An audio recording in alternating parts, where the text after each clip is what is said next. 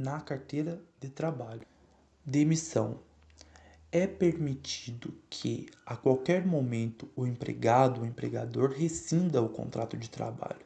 Existem inúmeros motivos que isso pode acontecer. Vamos focar nos mais rotineiros. Dependendo de demissão por parte do empregado, a rescisão sem justa causa pelo empregador. Então, são duas partes que nós vamos tratar: demissão por parte do empregado e rescisão sem justa causa. Pedido de demissão por parte do empregado. Neste caso, pode ser sem justa causa. Sendo assim, o empregado tem de avisar o empregador com antecedência para que seja cumprido o aviso de 30 dias trabalhados. Caso contrário, o empregado tem que pagar ao empregador o valor igual a 30 dias de aviso, salvo se for provado o início de trabalho no período, não sendo possível este cumprimento. Ou seja, o empregador que pediu demissão sem aviso prévio precisa sair de imediato.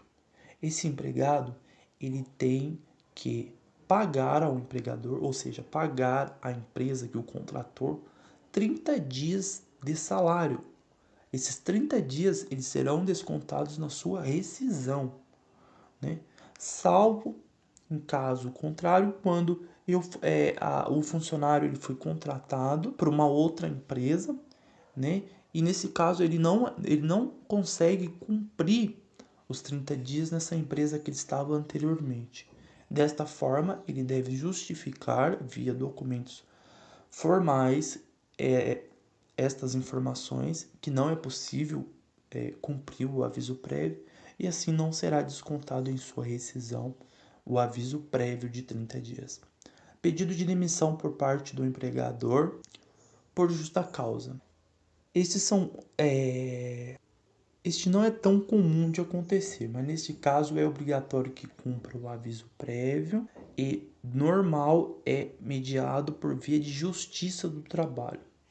Nesses casos de demissão por justa causa, o empregador deve sempre se munir de provas que justifiquem a justa causa, porque possivelmente isso vai ser rolado na justiça e essas provas serão decisivas na determinação do juiz do trabalho.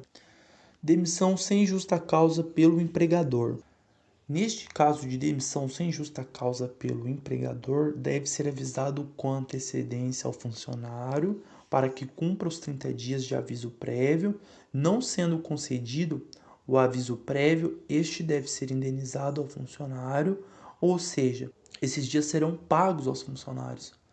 O período de aviso prévio também farão parte da remuneração de 13º e férias proporcionais que serão pagas na rescisão.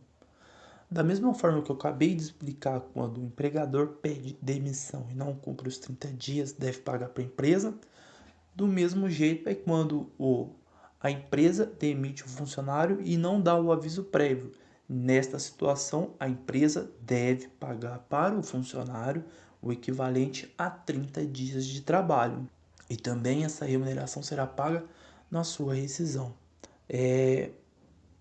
Vou falar um pouco mais sobre demissão por justa causa, porque é muito importante saber os motivos a que se dá a justa causa. Porque, neste caso, o funcionário ele é muito penalizado, né? Ele perde os proporcionais que é pago em sua remuneração, os proporcionais de férias e tal, perde a multa do FGTS, perde o direito de sacar o FGTS e também não recebe o seguro-desemprego. Ou seja, a penalização é forte com o funcionário que é demitido por justa causa. Então, vou destacar aqui os motivos que se dá uma justa causa. Ato de improbidade, furto ou desvio de dinheiro ou insumos da empresa. Incontinência de conduta ou mau procedimento, isso é, linguagem chula ou uso de pornografia em serviços e outros casos que são similares a estes. Negociação habitual por conta própria sem a permissão do empregador ou prejudicial ao serviço. Nesse caso, é aquele funcionário que, em determinado dia, ele chega vendendo um monte de coisa para os demais funcionários. Pô, não teve permissão do empregador para fazer isso. Isso é motivo de se dar justa causa. Condenação criminal do empregado. Definitiva, caso não tenha havido suspensão da execução da pena. Nesses casos aqui de condenação, pessoal, é quando já é definitiva, como está falando. Definitiva, ou seja, foi homologado, está certo que vai cumprir aquela condenação. Nesse caso, sim, o empregador ele pode já aplicar uma justa causa. E mesmo com a condenação definitiva, se for passada para outro tribunal, aí não, né? Se subir para outra instância, aí nesse caso já não entra justa causa porque não foi concluída ainda o processo, não foi concluído ainda o processo.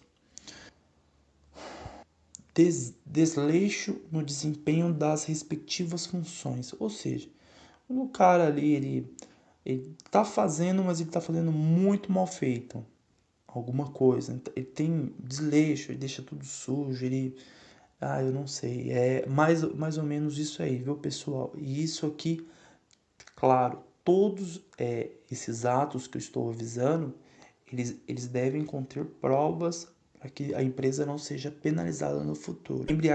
Embriaguez habitual ou em serviço. Nesse caso, é o sujeito que bebe muita cachaça.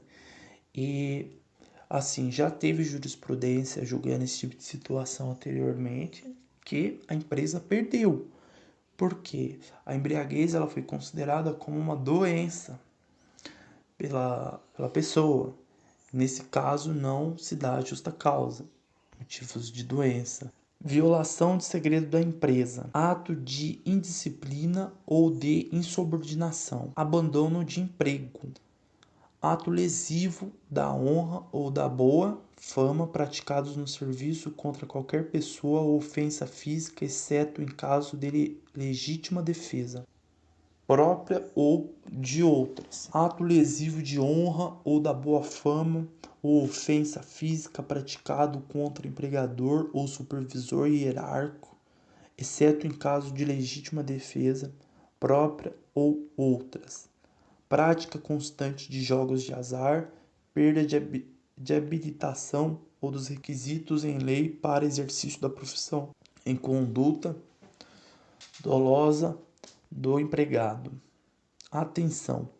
Nos casos em que seja cabível a justa causa, é indicado que o empregador guarde provas das lesões cometidas pelo funcionário, porque certamente, em caso de ação trabalhista, terá um caráter decisório na conclusão judicial. Pois bem, sobre remuneração dos empregados,